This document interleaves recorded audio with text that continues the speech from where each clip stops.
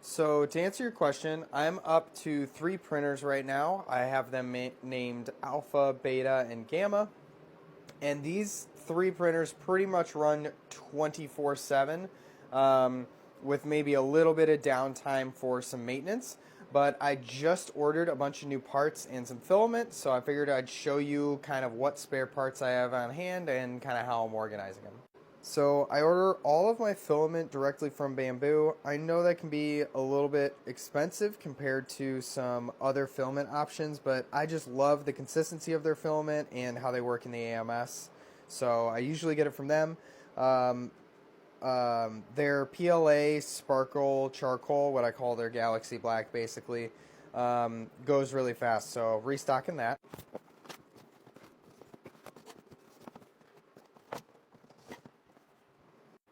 And then I did order a bunch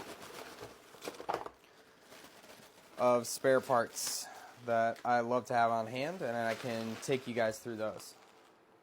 So I always like to have a bunch of PTFE tubes on hand. On some of the Bamboo machines, they tend to wear in certain positions, and just having a ton of extra is always handy. I also got some extra Z belts and some extra XY belts. Once again, belts are just another wear item. I like to have extras on hand just in case.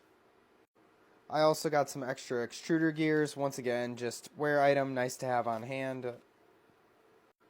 And then I also got some extra nozzle wipers. I talked about in a previous video how I'm printing a bunch of Gridfinity holders to organize these, and I'll go into that once it's all set.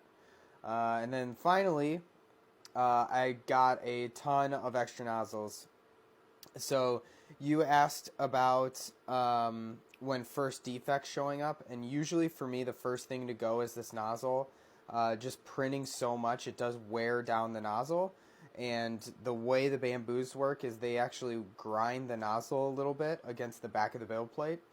And that makes for very clean prints a lot, but it does wear and you do need to replace it, so I like having a bunch of these on hand. So yeah, they're running 24/7 pretty much all the time, but as long as I keep the build plates clean and I watch the nozzles for when I need to replace them, these things pretty much just, you know, don't really have a lot of defects show up. They print really well all the time.